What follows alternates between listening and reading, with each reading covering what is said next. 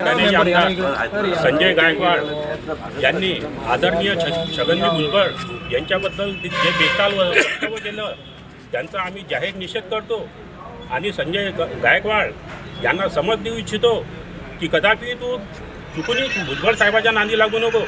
जर हे असं झालं तूच काय बोलू शकतं, आम्ही काही करू शकतो, तू तर बोलूच शकतं, याची नोंद घ्यावी। आणि आम्ही सर्व ओबीसी संघटनेच्या वतीनं त्यांचा निषेध करतो। छगन भुजबळ साहेब तुम आगे बढ़ो, हम तुम्हारे साथ हैं। आमच्या ओबीसी समाजाचे एक दैवत छगनरावजी भुजबळ साहेब त्यांनी ओबीसीसाठी खरं प्रयत्न केलेले आहेत आणि सर्व जीवन त्यासाठी लावलेलं आहे।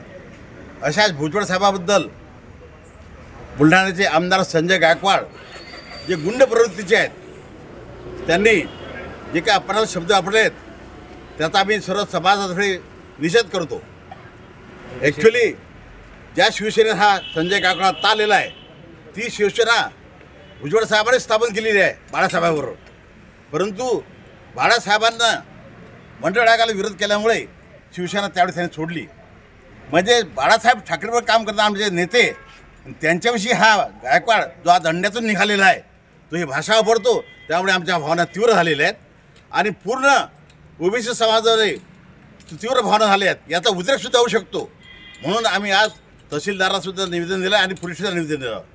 त्याचा जर वेळीच जाब त्याला घातला नाही, त्याला आवर घातली नाही तर याचा अशांतता भंग होऊ शकतो आणि त्याची सर्व जबाबदारी संजय गायकवाड राहील याची नोंद घ्यावी। आमच्यावर अन्याय होणार नाही याची सरकारने काळजी घ्यावी। बोला मॅडम। एकच पर्व ओबीसी सर्व ओबीसीवर होणारा अन्याय आम्ही सहन करणार नाही। आमचे म्हणणे नाही की तुम्ही कोणाला आरक्षण देऊ नका, पण आमच्या आरक्षणामध्ये जर तुम्ही त्यामध्ये जर हिस्सा पाडाल आणि दुसऱ्यांना आरक्षण देऊ कराल तर आम्ही ते सहन करणार नाही। आमचं अजिबात म्हणणं नाही की तुम्ही कोणाला आरक्षण देऊ नका किंवा कोणाला कुठल्या सवलती देऊ नका, पण आमचं आरक्षण जाईल तर आम्ही स्वस्थ बसणार नाही। आणि जर आमच्या या मागण्यांवर तुम्ही दखल घेतली नाही तर यापेक्षाही रौद्र रूप आम्ही धारण करू आणि गावागावामध्ये एक आंदोलन स्वरूपात आम्ही तेथे सर्व आंदोलन करू। जय ज्योती जय क्रांती। एकच पर्व ओबीसी सर्व, एकच पर्व ओबीसी सर्व।